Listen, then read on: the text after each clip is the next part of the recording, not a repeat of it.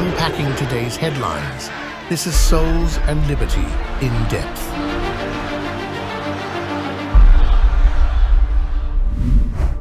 Hello, everyone, and welcome to In Depth, a production of Souls and Liberty in partnership with MyPillow.com. In all the carnage of the election, from the Dems' point of view anyway, the one thing really overlooked is not what happened, but what actually did not happen. One word: censorship. Two words: everlasting censorship. Remember when the commie Dems would not shut their pie holes about misinformation and disinformation, the pressing, urgent need to protect democracy from the alt-right fringe of avalanche of lies and all of that? Well, recall that early on in Biden's term, they actually came up with the Disinformation Governance Board. So here, this is the former website you're looking at. And I'm going to stress former. It was mockingly referred to as Biden's Ministry of Truth, taken, of course, from George Orwell's 1984 novel. It opened in April of 2022 and was shut down just 4 months later in August of 22 after a tidal wave of backlash, perhaps the shortest-lived government agency in the history of the country. Now, the woman in charge of it, Nina Jankowicz, was appointed in April of 2022 by Alexander Mayorkas because it was established under the Department of Homeland Security, and she handed in her resignation in May, just the next month, after getting roasted in social media and blasted by GOP members of Congress. Within seconds, really, of being appointed, she immediately went after Elon Musk's purchase of Twitter. She called the Hunter laptop a, quote, a Trump campaign tool, praised the Steele dossier, which was the one used by Obama, paid for by Hillary and all that, to obtain a warrant to spy on Trump back in 2015-16. I mean, she was about as deep state as you can get. All that sort of qualifies her as one of those heavily touted Democrats experts. She certainly was an expert in misinformation. The control of information is a staple of communist control and operations. You can even call it, kind of like a founding principle. There's nothing the communist Dems have not done to prevent you from knowing the truth. Yet, as the old saying goes, truth is like water. It always finds a way. Or let's get a little more philosophical, shall we? Like Pope St. John Paul said, it is the nature of truth to be known. Joining us today to talk about all of this is fellow Souls and contributor Stephen Wynn, fellow contributor. Stephen, we're going to have a little fun discussion today. Start us off, if you can, with a little historical background, because the outing the lies and all of that on social media seems like a relatively new phenomenon, but it didn't actually come out of nowhere. This is actually the 20-year anniversary of the first really major one, right? Fill us in. Right. Yeah, the unraveling of legacy media's grip on information, the control of information, really stretches back, as you said, to 2004, September of 2004, and the MemoGate scandal. Now, just first a little bit of a background. At that time, the fall of 2004, the war in Iraq was clearly not going well. And, it was becoming more and more apparent that U.S. forces were going to have to remain for some time occupying Iraq rather than packing up and heading out. And so as a result, Democrats and even a number of Republicans increasingly were desperate to get President George W. Bush out of power and to replace him with John Kerry, a self-identified Catholic who was an anti-war candidate. And so in the fall of 2004, September, the MemoGate scandal erupted, and it involved a series of documents containing allegations about President Bush's time spent in the Texas Air National Guard in the early 1970s. Now, these memos, these documents, were allegedly typed out, documented in 1973. But CBS News used them without authenticating their validity, basically, and they were put forward as authentic. by your old boss, Dan Rather of CBS News, in a 60 Minutes 2 segment that aired in early September 2004. Rather was a charmer if there ever was one. Yes, yes, absolutely. And now keep in mind, this was less than 2 months before the presidential election. That's really kind of key to remember. Right. These documents claim that Bush had disobeyed orders while in the National Guard, that he was really derelict in his duties, and that undue influence had been used to basically prop up his record while serving. But these documents, although they were very damning, under close scrutiny, they started to fall apart. Now, at this time, this was before the social media giants really came along. Facebook had literally just been launched. YouTube wouldn't debut for another year. Twitter, now X, wouldn't come along until 2006. But even then, even in the fall of 2004, there were smaller platforms that people were posting on, communicating through. Weblogs or blogs were especially popular, growing in popularity at that time. And this budding network, basically, members came together to really start to analyze these documents. And the authenticity was immediately challenged by a number of bloggers online. They pointed out inconsistencies in the font, the format, the typography of the memos that had been released. One of the chief web sleuths exposing these inconsistencies was a guy by the name of Charles Foster Johnson, and he created a GIF. Let's take a look at that here. He created a GIF comparing one of the memos, again, supposedly typewritten in 1973, with a version creating using Microsoft Word, in that the version that was widely in use in 2004. And in doing so, he found that the memos were fake. They were much too similar to be accepted as valid. And as a result, independent experts were then enlisted to evaluate the documents, and they quickly confirmed that the same thing, that the documents were indeed fake, there's basically nothing more than modern forgeries, essentially. So this, of course, ignited a major scandal. Dan Rather and CBS, for a time, they clung to the narrative that no, these documents are authentic, they're valid. But under increasing pressure by independent analysts, they were forced to backtrack and concede that the documents were indeed of dubious origin. And what was so key if I can fill in there and interrupt you for just a second, Stephen. I happen to know some of the players that were involved in this. Dan Rather's producer at the time had actually tried to do this in the 2000 campaign, Bush's first run for president, and I can't remember what it was now. They ran out of time, just wasn't enough to whatever. So they kind of sat and waiting with these things.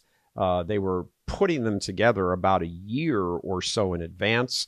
They were going around collecting interviews with people saying, oh yeah, this is definitely true. Oh, he dodged service. Because remember, this is the middle of a war. He's running for re-election. And they're like, well, why would you trust this guy? Like he, ducked out on his service and, didn't do what he was supposed to do and disobeyed orders. So they're trying to paint him in a bad light. The bottom line on this is they took a sheet of paper that CBS said, yep, here's the document, 25, 30 years after the fact, and compared it to, another document and showed, as you said, it's essentially the same typeface. When you typed out, I grew up in the military. They had a certain military issue typewriter. And everything always looked very sloppy. And anybody who's sort of a going back veteran or who's worked in the civil service will know those typewriters were horrendous. They were cheap. It's sort of the only thing the government actually tried to save money on. The letters were always out of whack with each other. It's a manual typewriter. The two documents didn't look anything like what they should have looked like. They put the one together and the other one and said, oh, look, this one that CBS is saying is from 1972, 73 looks just like this one I just typed up 30 years later. That part's true. But what some of the sleuths, as you very well termed them, did was find one of those typewriters from back, 30 years earlier and actually typed it out and put those two side by side, they didn't look a thing alike. So that sort of even gave more proof to the, nope, not only was this created here recently, it certainly was not created back there 30 years ago. They didn't have word processors in the 1970s. So yeah, it was pretty cool. And the whole idea of sleuthing, that citizen journalist thing, was, this is the really first major instance of it you have, and it was 20 years ago, and lots of people don't know this story. Anyway, go ahead. I want to jump in there. A lot of people, CBS News hated Bush's guts. And there was a bit of a rivalry because Dan Rather is from Houston, and or from the Houston area here in Texas, and of course, so is Bush. Bush is a big family dynasty here in Texas. He hated him, couldn't stand him. Dan Rather hated George Bush, and this seemed like just a great way to kind of blow up his campaign and then come back here and send Bush home licking his wounds here in the Lone Star State. But didn't turn out that way. Somebody else came back to Lone Star State licking his wounds. It wasn't George Bush. Yeah, basically, it really was the first major confirmation that media bias had gone beyond the pale. Essentially, this wasn't just sloppy journalism. A long, deep analysis, investigation of all the circumstances surrounding the controversy. Found basically that by proceeding with the story after not authenticating the veracity of these memos, CBS News was really, it appeared to be attempting to sway the outcome of the upcoming election, and it really opened people's eyes. Even back then, obviously, people were talking about the liberal bias in the media and whatnot, but they had no idea. Right, exactly. They had no idea. Exactly. But it appeared, people's eyes opened really for the first time that the media is really, they're capable of colluding with the left to get what they want, to being openly, flagrantly dishonest. And so CBS News, once all of this was exposed, they end up firing the news producer who basically spearheaded the story, and this ultimately led to Dan Rather's demise. He announced a couple of months after the scandal broke in November 2004 that he would step down early the following year, and he did so. He left CBS on March 9th, 2005, his 24th anniversary as the anchor for the network. So a titan fell, basically, and his record it remains forever besmirched by the circumstances surrounding all of this. So yeah, it really was the first instance of just regular Joes who happen to have an affinity for the internet, being online, taking the time and devoting time, energy to exposing falsehood and really kind of going to battle for truth. And that was really sort of the big first domino to fall. And then, of course, as we've seen over the ensuing 2 decades, it's just been one domino after another after another, to the point where nobody trusts the legacy media anymore. It's to the point now where there just ain't no dominoes left standing.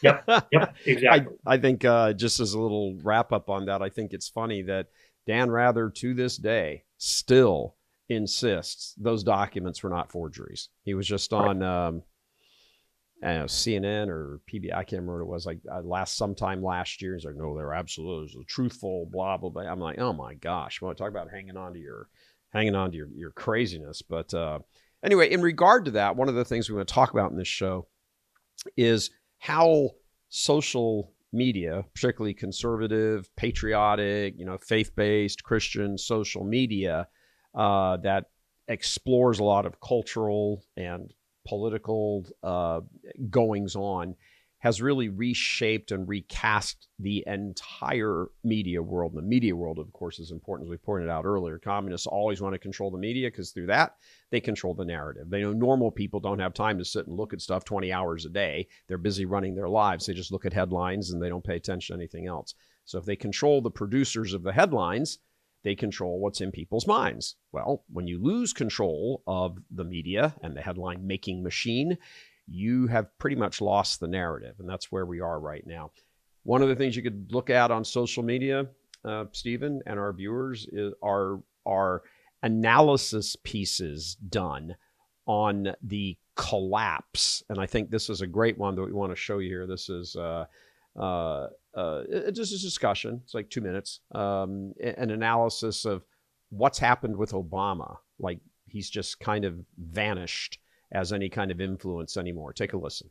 Been a lousy, no good, very bad few weeks for Barack Obama. His party has lost the election. His friends in Iran have lost most of their power in the Middle East. And now he gave a speech a couple of days ago where he accused the Republicans of everything the Democrats have done in recent years, including using the legal system against their political opponents.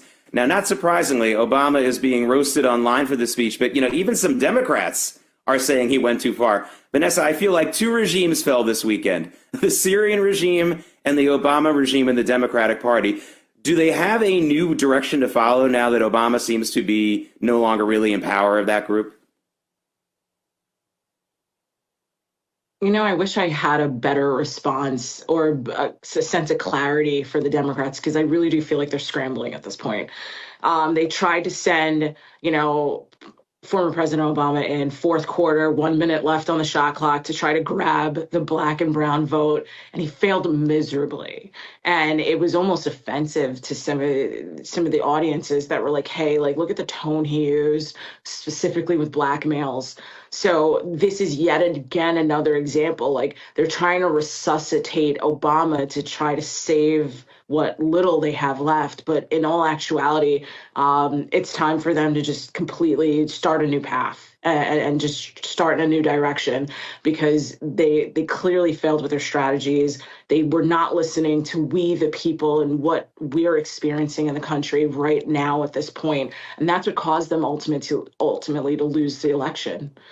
So I really do feel like this is a moment where they should go back to the drawing board and try a different direction. And, it doesn't hurt to try to tune into what actually matters instead of creating a narrative for people to tune into. All right. Yeah. He's sort of the quickly fading, Obama. I mean, it really is. It's kind of funny. All the memes that went around, Trump has destroyed multiple dynasties. He destroyed the Bushes. He destroyed the Cheneys. He destroyed the, all of by the way, he got rid of the Obama and Clinton dynasties as well. I mean, he has come in with like a flamethrower, but yeah, Obama's kind of he's still within Democratic circles, very narrow, tight Democratic circles. He's still the god, but outside of those narrow circles, nobody really gives a rip anymore. Right. Yeah, this certainly isn't 2008 anymore. His record, Biden's record, Americans have had firsthand experience of all of the garbage that they've put forward. And so, for him to come back and basically accuse the Republicans of the very thing that the left has been doing in this country, people who are self-aware, who watch the headlines online, who engage with other people on X, on other social media platforms, they recognize that what he said, that his portrayal of the GOP is a total falsehood. He's accusing them of doing exactly what the Democrats have been doing for years, and really the jig is up. People just don't buy it anymore. So, and when you realize that you're being lied to by your leaders, you just want to give them the finger, basically. And that's what a heck of a lot of Democrats did this time around, this election. Eyes are opening finally, thankfully, owing to the social media networks. Yeah, I mean, look at the Trump team there during the campaign. Tulsi, former Democrat, RFK, former Democrat. Elon, I don't know if Elon would have identified as a former Democrat, but he certainly wasn't some dyed-in-the-wool patriot conservative. And they all just went, whoa, as you said, their eyes opened up. And, and on this score, remember, had they won, remember that interview with Tim Walz on, I think it was the ABC Sunday morning news show. I can't remember anyway. He said, but yeah, he goes, you don't have a right to spread misinformation. That's not a First Amendment protect. Well, first of all, Tim, sure it is. We don't like it that way, but that's just the way it is. They were gunning. I mean, Kamala said in an interview, that places like X, they needed to be, reined in, and they're not allowed to say all this kind of. I mean, they were coming after Elon, because he's really the only major platform where all of this stuff gets aired out. So, speaking of getting aired out, I'm shocked that Joe Rogan is allowed to stay on YouTube. I mean, YouTube must make a lot of money from him and all his hits. But here's another little social media phenomenon. You have all these people who have no real experience in media, but they're kind of going, this doesn't seem right. That doesn't seem right. This seems odd. There's something off here. Here's a little clip from a recent Joe Rogan show where he's interviewing Mark Andreessen on NGOs, non-government organizations that are actually ripping off taxpayers and pushing the Democrat commie agenda. Take a peek. One of the things that I found really kind of shocking was when they revealed how much money the Democrats had spent on the election and how much money was spent on activist groups. Yeah, right. It's like more than $100 million, right? Yeah, there's extensive government funding of politically oriented NGOs. Yeah, NGO is one of those great terms, like non-governmental organization. All right, like what the hell is that? Right. What is that? Tell me. I don't know. Well, it's sort of a charity, but what it really sort of, but most of the time it's a political entity. It's an entity with a political agenda, but then it's funded by the government in a very large percentage of cases, including the NGOs in the censorship complex, like the government grants. National Science Foundation grants, like direct State Department grants, right? Direct money. And then, now you've got an NGO funded by the government. Well, that's not an NGO. Right. That's a GO. Right. Right. And then you've got a conspiracy, like with censorship, then you have a conspiracy because you've got government officials using government money to fund what look like private organizations that aren't. And then what happens is the government outsources to these NGOs the things that it's not legally allowed to do. Like what? Like censorship. Okay. Like violation of First Amendment rights. Right. The government. So what they always say is the First Amendment only applies to the government. The First Amendment says the government cannot censor American citizens. And so what they do is, if you want to censor American citizens, you're in the government. If you're smart, you don't do that. What you do is you fund an outside organization and then you have them do it. Boy. Right. And that's what's been happening. Right. And that's like hiring a hitman. Like, it's not okay to murder someone, but you can hire someone to murder someone and then you're clean. Yeah. And if you want to solve a murder, it's not enough to find out who the hitman was. You have to find out who paid the hitman. Right. Right. You want to work your way up the chain. And so a lot of this traces into the White House. The best defense the companies have is that a lot of this happened under coercion. Right. Because when the government puts pressure on you, like it might be a phone call, it might be a letter, it might be the threat of an investigation, it might be a subpoena, it could take many forms. But when the government does that, it carries, that's a very powerful message. It's like a message from a mob boss, right? It's like, don't you want to do me a favor? It's like, yes, Mr. Gambino, I do, right? Like, I like my corner store. I'd like it to not catch on fire tonight, right? And so there's this overwhelming hammer blow of pressure that comes in. And by the way, even when the government doesn't talk to you directly, if they're funding the organization that is talking to you, then it's very clear what's happening. And so you come under incredible pressure. And so the whole kind of chain, this whole chain of governments, activists, universities, and companies was corrupted. And then on top of that, people in the companies in a lot of cases made a lot of decisions that I think they're probably increasingly starting to regret. All right, Stephen, the NGO, I mean, we know from the whole Catholic Charities is an NGO. They have been fingered multiple times as being sort of the illegal immigrants travel agency. They're the ones shipping them all over the country, these midnight flights all over the place. All of that's being orchestrated by Catholic Charities. And that's just one. They get $1 billion scattered across all of their agencies and all their little subdivision offices in all 50 states and, a couple hundred dioceses. I think getting $1 billion a year. I can't imagine why the bishops weren't all jumping up and down and cheering for Donald Trump because it raided their coffers. Right, exactly. And Andreessen is spot on with this point. The government really can, in many ways, circumvent the restrictions placed on it by the Constitution by operating through these non-governmental organizations, these NGOs.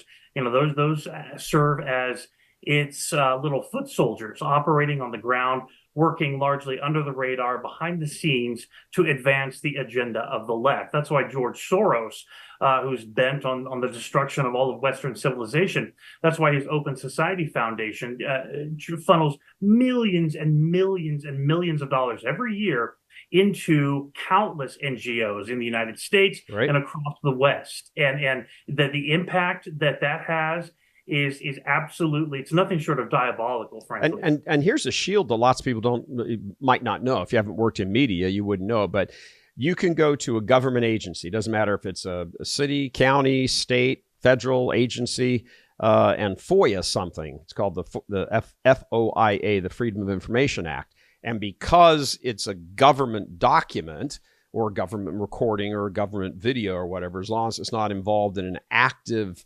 criminal case, meaning the case is ongoing in court, you have a right to that as the media. You cannot FOIA an NGO. It's not a government agency. It's funded by the government. It's your tax dollars that are going to it. But, they put up this kind of phony little, like front office storefront of like, oh, no, we're just a charitable nonprofit. So, but every single thing in that store and in that back room and everything is owned and paid for by government funds, which means yours and my tax dollars. It's another way to skirt it. You can barely subpoena these guys. You can never FOIA anything. It's a way to cover up the, it's what Mark Zuckerberg came out and said. I mean, he's not an NGO, but he's still a private corporation. But where did the government applied pressure on him to have Facebook do their bidding? That's just... that's so wrong in so many different ways. It's not even there's not even a way to talk about it. But let's go through and see what's the impact that all of this starts to have. It's the pushback. I mean, I'm going to posit it's the pushback. It's the pushback that when you push back against the lie collapses. For example, we all know take a look at this graphic here. This woman, Tiffany Caban, was going on about Jordan Neely. That's the fellow who was killed by Daniel, give me his name, Stephen. Penny. Yes, Daniel Penny, right. The New York subway incident, the trial just wrapped up. Tiffany here says, Jordan Neely deserved better than the violence of being denied access to stable housing and health care and then dehumanized for it. Jordan Neely deserved better than the systems that allow for and justify extrajudicial white supremacist violence against black people. So, of course, it's immediately about race because Daniel's white and Jordan was black. Elon Musk jumps right on it, offers the pushback. This illustrates why the term homeless is misleading. The vast majority of those on the streets are there due to severe drug addiction and or mental illness. The issue is not that they got a little behind in their mortgage payments and would be back on their feet if someone just offered them a job. The bottom out, there's a community note that says, Neely was given free access to stable housing and health care at a treatment facility in the Bronx, and he just left it after 13 days. That kind of thing. There was no place. Perhaps some younger folks in the audience watching and listening, maybe they might not be able to fully appreciate the importance of this, of being able to sort of, do a thrust and a parry with the media people. This was not possible until only relatively recently. It's why the Democrats won elections, because they had that giant media monster monolith on broadcast and cable, and they controlled huge portions of the print apparatus, New York Times, Washington Post, LA Times, blah, blah, blah, blah, just on and on and on. The only thing they didn't quite have was talk radio. That's thanks to Rush Limbaugh. So there was what's called a river, a strong stream of correct information coming through on his EIB radio network, which was, I think they just thought that those fish were too small to, encounter, because they had all the big giant bullhorns and things, but it kept getting through. Truth always finds a way. It's like water. It's its nature to be known. And this pushback is, quite the thing. It's quite the thing. I mean, I've been in media, as you guys know, for 40 plus years. Haven't seen anything like this. This is the future. You say something wrong, and you're going to get pushed back on. And there's now the format for being able to do that. The blueprint is now, it's moved off the blueprint stage, and it's now a constructed building. You can't get away with saying what it is, that whatever you want to say. This is actually kind of a funny one here, Stephen, because you can do like a direct pushback like that. Here's the facts, ma'am, sort of thing with Elon. You can also sort of do some fun. And there's a lot of jokesters who, many a true word spoken in jest, as the old English expression goes, and Irish expression goes. I want to show the viewers at home this little piece from this little thing. It's actually quite funny. It's from a fellow by the name of Sean Farash. Sean has been I think, word for word, imitation for imitation, probably the best impersonator of Donald Trump out there. Although that's there's quite a bit of field of competition there. But take a look at this real quick. So there I was, flipping burgers, salting fries. We love the salt, don't we love the salt? And we saw a strange guy walk into the restaurant. I said, "That's the guy." I called the cops. I said, "We got the guy." They said, "Sir." "What guy?" I said, "We got the guy who shot the United Healthcare CEO. He's in my McDonald's right now." They said, "Sir, how do you know that's the guy?" I said, "I looked at his eyebrows. His eyebrows are huge, right? These are the biggest eyebrows the world has ever seen. They look like caterpillars, and they're getting ready to turn into butterflies. These things are massive. You gotta come get this guy. Luigi, his name is. His name's Luigi."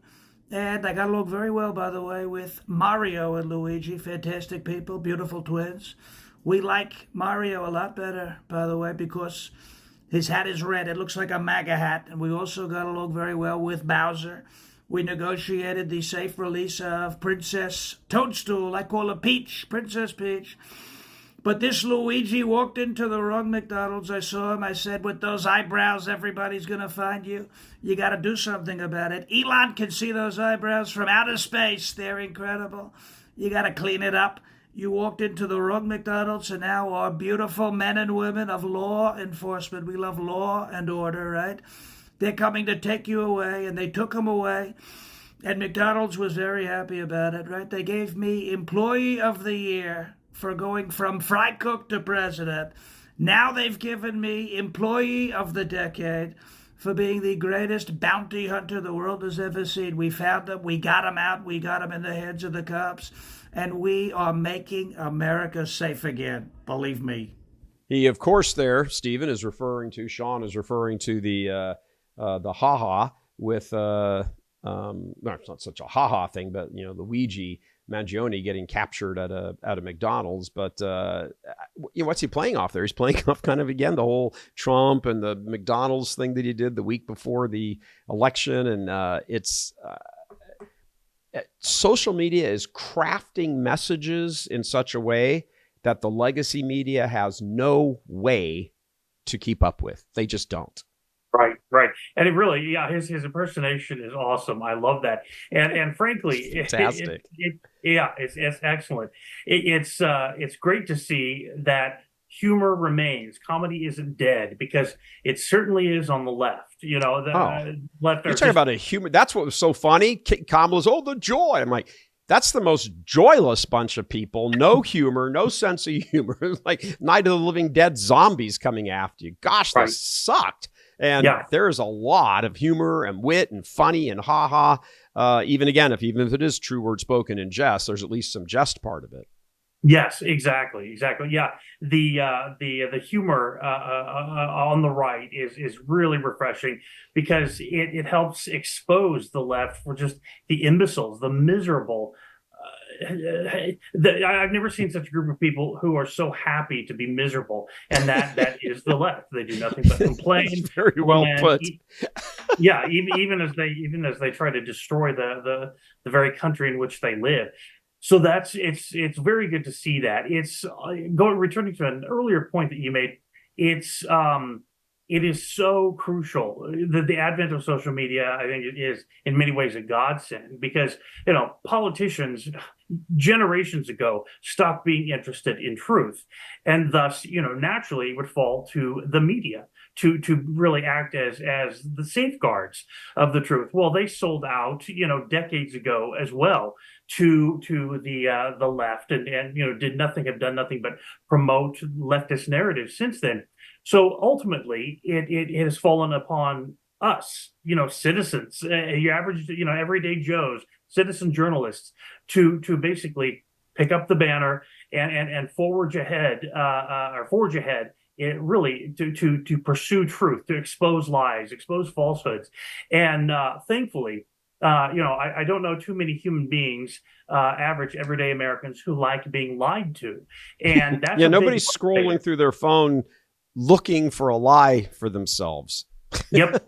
Right, exactly, and the effect that they're having is incredible. I mean, the statistic, the fact that you brought forward about Neely, did you hear that anywhere on ABC, CNN, MSNBC? The fact that he just left, the homeless shelter, the treatment program that he had been involved in after 13 days. No, of course not.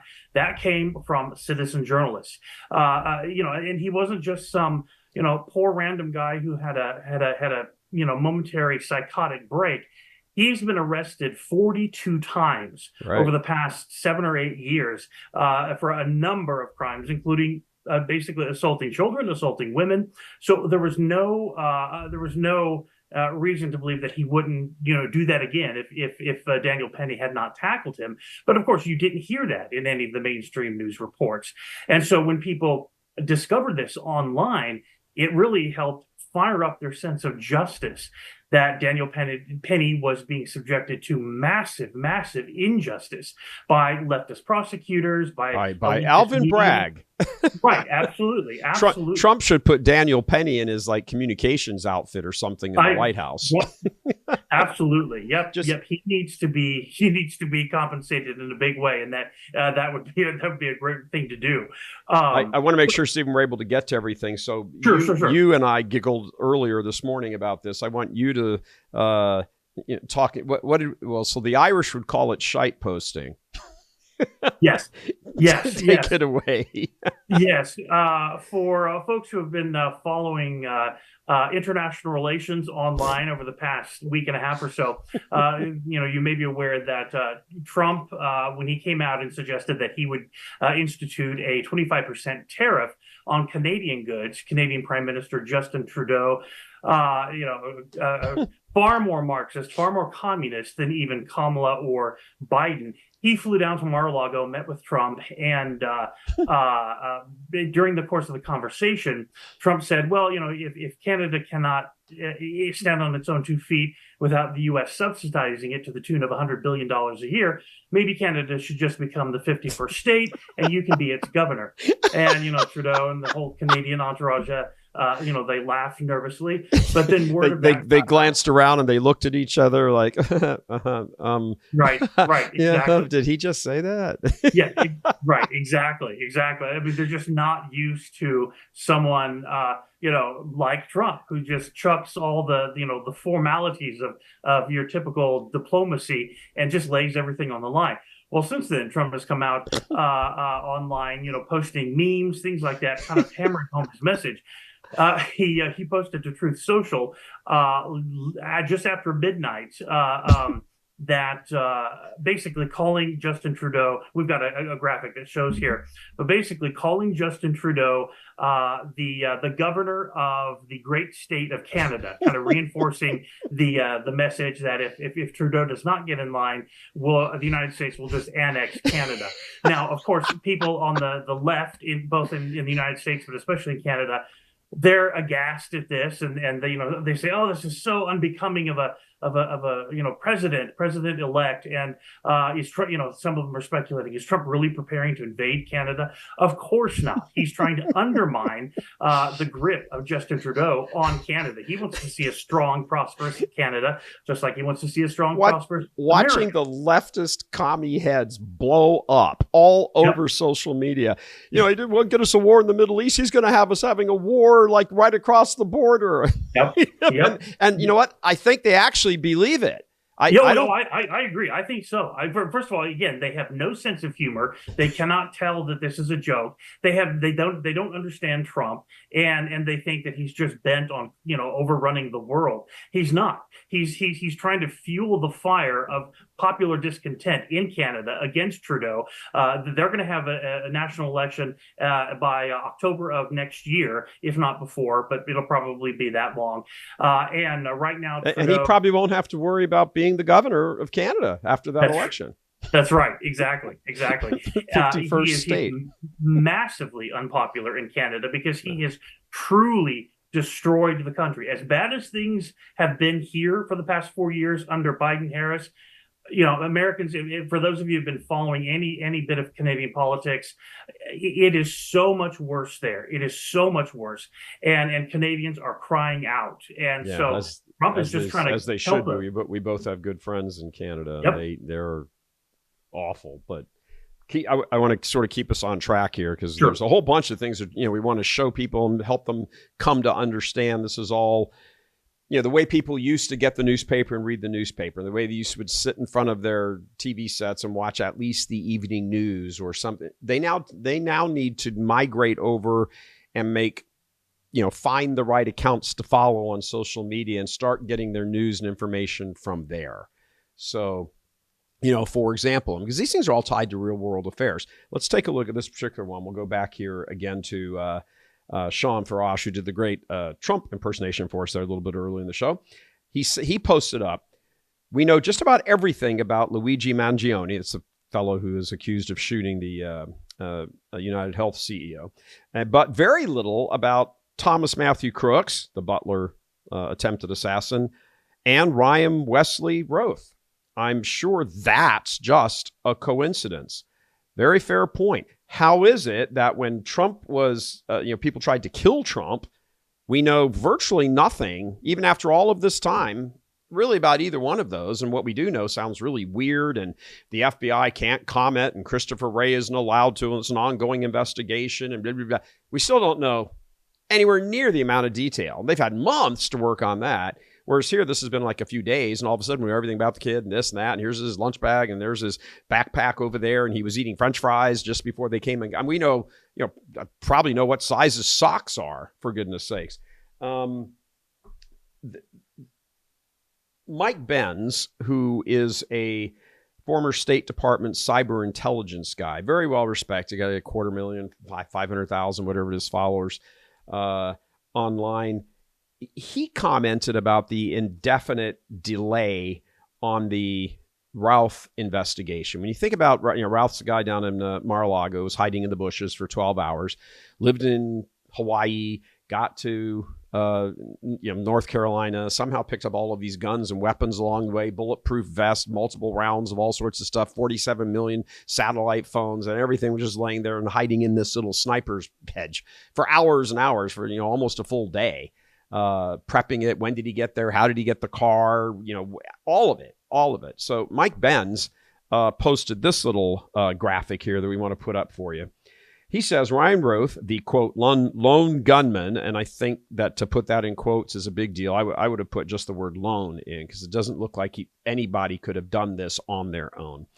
The lone gunman Trump assassin, we were told, was basically homeless, apparently had 18 cell phones with 5 different phone companies relevant to this case, plus 3 computers, 3 tablets, and 5 external storage drives, totaling over 4,000 terabytes worth of digital footprints. And then he posts, and see, here's the beauty again of social media. You can put your thing up there, but then you put the receipts on, and the whole world can see them, and there they are. And what do the prosecutors do? Look down there at the bottom. Prosecutors seek indefinite delay over, quote, complex evidence. Where is Ralph right now? I mean, is he Epsteining somewhere like, in a private prison? I mean, this is the sort of thing you would never, ever, ever, ever have this kind of information going out in the mainstream media, the legacy media. And, I don't even think it's really right anymore to call them the mainstream media. They're not really mainstream anymore. They have worked their way in through their lack of credibility produced from their lies and everything else. They've really kind of reduced themselves to no longer mainstream. They're kind of over there on the left in the commie narrative. That's really what they are. It's, much like calling Pennsylvania, Michigan, and Wisconsin the blue wall. You don't win them 2 out of 3 and get to keep calling, you don't have Trump win them 2 out of 3 and get to keep the name the blue wall. It's actually kind of a Trump wall now, red wall. On the score of putting things out there where the information is actually getting out and the receipts are being posted, Stephen, take a minute. And we're trying to keep eyes on the time here. These are really significant developments. It really is kind of a brave new world. It is, yeah. To your point, did you hear this in the New York Times, the Washington Post, all these, fantastic, supposedly legacy media outlets? No, none of it. You hear it from people who are in the know, who are investigating, who are finding things, and then they put it on social media, they put it online, and these are crucial details. And something else that I think is really, really good about social media is that it keeps this stuff on, fresh in people's minds. Americans, I'm a typical American, we have short memory spans, a lot of us sometimes, especially with the volume of major stories that are coming out these days. And so it's impossible to keep track of it all. You got to have a really good memory. Right, exactly. And so this, social media is amazing for reminding Americans, for getting them to think critically. Oh, yeah. What about that guy? What about those guys? So it really kind of helps tie the narrative in, keeps the conversation going to the point where we can keep pursuing truth, and we make sure that very critical stories like that do not fall out of the headlines. Yeah, the expression regarding mainstream media is that they memory hole things. Well, again, social media not only gets to say, hey, here's what's going on, and here's some pushback against that narrative. It's also, as you've just said, it prevents the memory holing of very important stories from going on. And the internet, as they say, never forgets. We're going to take a little very quick commercial break here. But before we do, it is, of course, the Christmas season. And we want to return one last time to our Trump impersonator here as we cut to commercial break and let you take a listen to him and enjoy some humor, some ha-ha from the right. You better watch out. You better not cry. You better not pout. I'm telling you why. 47's coming to town. I made a beautiful list and we're checking it twice. All the bad hombres will be deported by ICE. 47's coming to town. Tom Homan's gonna find you and make you go away. If you came here illegally, then you're not allowed to stay. So you better watch out. You better not cry. You better not pout. I'm telling you why. 47's coming to town. Because of your overwhelming support, our 1488 MyPillow has been one of the biggest sales in MyPillow history. I couldn't think of a better way to say thank you than to extend our wholesale pricing through Christmas. Get a classic standard MyPillow for only $14.88. Upgrade to a queen size, just $18.88. King size, only $1 more. Get my body pillows for only $29.88. And ready? Multi-use MyPillows, only $9.88. It's perfect time to stock up for Christmas gifts for everyone on your list. Go to MyPillow.com or call the number on your screen. Use your promo code to take advantage of our wholesale pricing. Including my classic standard MyPillow is only $14.88. But that's not all. I'm so confident you're going to love our classic MyPillows that I'm going to extend my 60-day money-back guarantee until March 1st, 2025. Plus, orders over $75 ship absolutely free. All right, welcome back. If you like what we do here, which is, in short, to provide you with one-stop shopping for your daily sifting through all of this info, as we were talking about through the break. I mean, you have to have a mind of a computer to remember all of this stuff. Please make a donation to us by just clicking on the provided link. All donations are greatly appreciated, and thank you in advance. Before we get back to the topic at hand, there's a lot of crap, of course, on the internet and social media, all kinds of stuff. You got to really zoom through a bunch of garbage to get to the good stuff. But there's also some beautiful material as well. As you know, we Catholics just celebrated the feast of the Immaculate Conception of our Blessed Virgin Mary, who is standing right behind me here. Well, a statue of her. It's not actually her.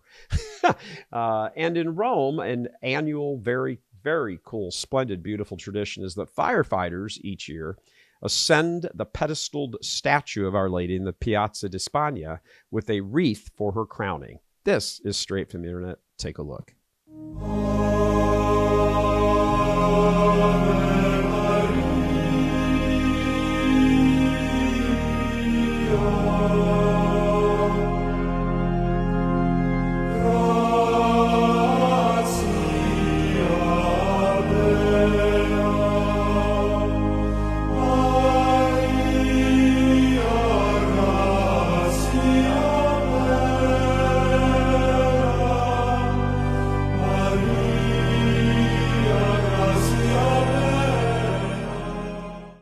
right. Love that salute at the end. Okay, Stephen, let's shift attention back one more time here. A little philosophical approach to all of this here, but what's going on X and social media and all of this. Take a look at this screen grab that just went up from the Citizens Free Press.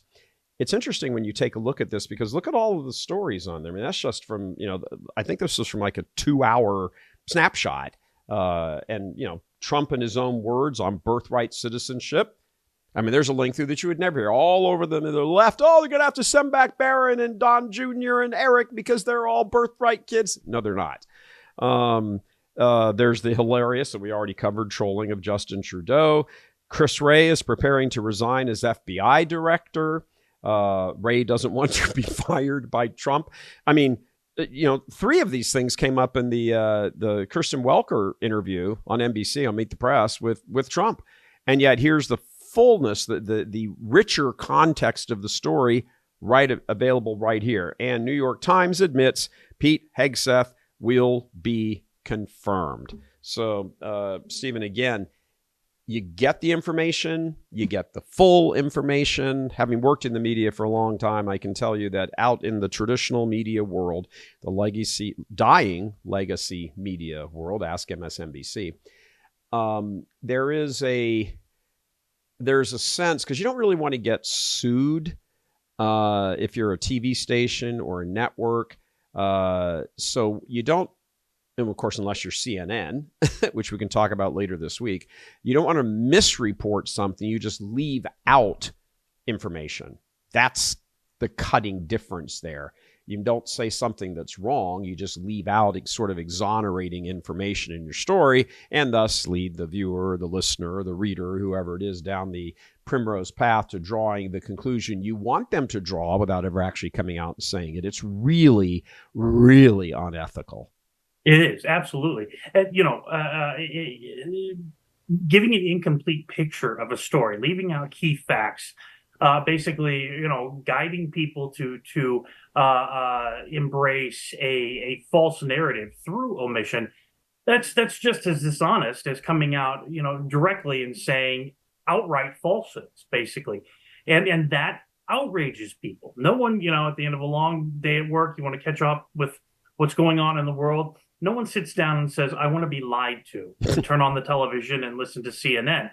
But more and more people are recognizing that that's all that those networks are all about, is just presenting utter distortion, basically, in an increasingly ill-fated attempt to steer the nation to the left.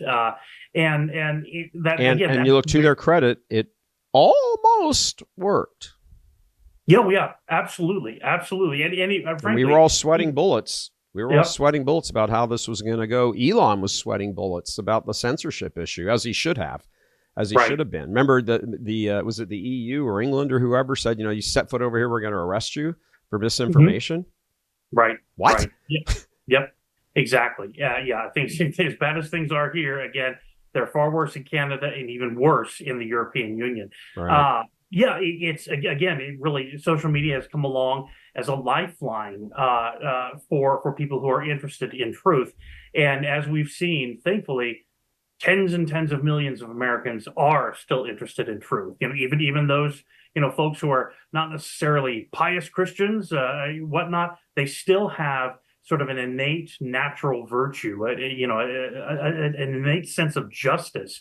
And they sense that when they're being given an incomplete picture, let alone, directly lied to, that violates their sense of justice, basically. And so that's why so many people are hopping mad. That's why we reelected Trump to the White House. Yeah, I mean, I think the difference here in the media world is that, there's a reason the founders, pardon me, there's a reason the founders gave the only job profession that is protected in the entire Constitution is the press, because it had sort of it didn't have a sort of, it was a sacred duty to advance the truth and expose evil and lies and all that and corruption in government. But, that's not the case anymore. They have now become corrupt. And as usual, as we said at the top of the show and a couple times in between, truth always finds a way. You can only fool all of the people some of the time, and the time has run out on the legacy media. They're getting sold off. Their ratings are in the toilet. Nobody believes them anymore. I mean, good luck with all of that. And you saw that kind of attitude of Trump. He was, I think personally, just my own personal opinion, I thought he agreed to the NBC interview because a lot of conservatives were like, why is he going on NBC? Why isn't he on, Rogan or whoever? I think he went in there to kind of do a victory lap, have her on, whoever NBC comes in. And then he was somewhat polite about it. He wasn't screaming and shouting like she was, but he was very, you sort of don't have any credibility. You've got a lot of potential. That isn't a damning statement. I don't know what is. Stephen, we're out of time here. I'm getting the wrap. So thanks for coming on, brother. We will, as usual, always great conversations with him. We'll catch up on this and much more at some future point. I'm guessing probably this week. All right, that wraps us up for today. Remember, shoot us a like, a share with your friends, and if you can donate to us, please just click on the provided donate link. It is much appreciated. Coming to you from Houston, Texas, Gary Michael Voris. God love you.